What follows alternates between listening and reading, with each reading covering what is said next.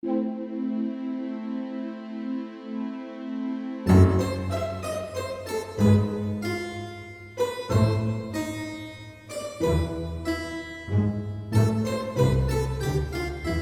웨인 에드워즈. 1955년에 그는 FBI가 지정한 10대 지명 수배자 중 한 명이었습니다. 알려진 피해자만 5명. 그는 항상 말했습니다. 유명해지고 싶다라고 말이죠.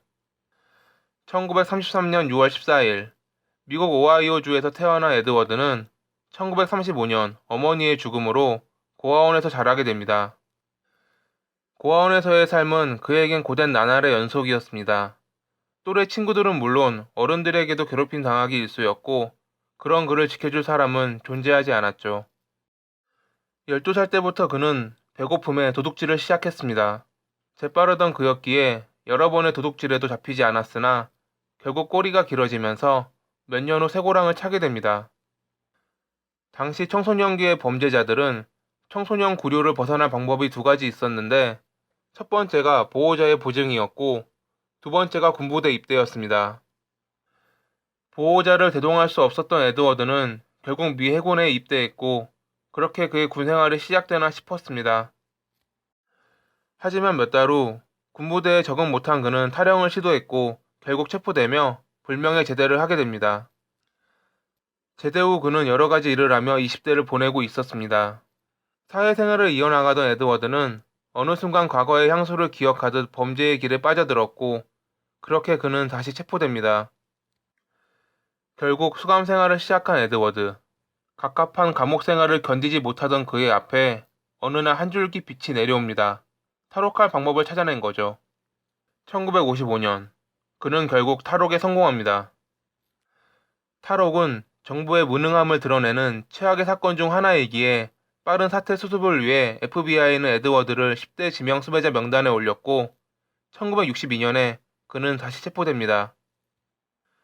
감옥 생활 중 그는 자신이 그간 벌였던 강도짓에 대해 후회한다며 눈물을 흘렸고, 그런 그에게 반한 여성과 결혼까지 합니다. 탈옥수가 자신의 범죄를 회개하고 결혼까지 했다는 것은 당시 언론에선 다루기 좋은 주제였나 봅니다. 에드워드는 출소 후 TV쇼에 출연했고, 1972년에는 자신의 자서전까지 출판했습니다. 하지만 변할 것 같았던 그는 자신의 본성을 버리진 못했습니다. 1970년 중반부터 그동안 억눌러왔던 범죄를 저지르기 시작한 그는 2년간 여러 범죄를 저질렀고 결국 다시 체포됩니다. 물론 흉악 범죄는 저지르지 않았기에 몇 년 후 풀려난 그는 조용히 지내는 듯 했습니다. 하지만 2009년 7월 31일, 에드워드는 켄터키주 루이빌에 있는 한 이동주택에서 살인 혐의로 체포됩니다. 잡범이었던 그는 왜 살인죄로 체포된 것일까요? 사실 예전에 그는 살인 사건의 용의자로 신문을 받은 적이 여러 번 있었습니다. 그가 강도짓을 벌였던 장소 근처에서 타살로 보이는 피해자가 5명 나왔고, 당연히 에드워드는 용의선상에 올랐었죠. 하지만 그 당시 그를 살인범으로 확정 지을 만한 증거나 목격자가 전혀 없었습니다. 범인의 흔적이 남은 물건들은 있었지만 DNA 수사 기법이 도입되기 전이었죠. 그렇게 신문 받고 풀려났던 그는 과학의 발전으로 29년 만에 자신이 저지른 죗값을 받게 된 겁니다. 1977년부터 시작된 그의 살인은 1980년까지 총 5명의 피해자가 발생하고 나서야 멈췄고, 몇 년간 조용히 지냈지만 결국 과학수사의 덜미가 잡히면서 재판대에 오릅니다. 2011년 3월 8일, 에드워드는 78세의 나이로 사형을 선고받았고, 그해 8월 31일에 형 집행이 예정됐지만 선고 한 달 후인 4월 7일 의료센터에서 자연사합니다.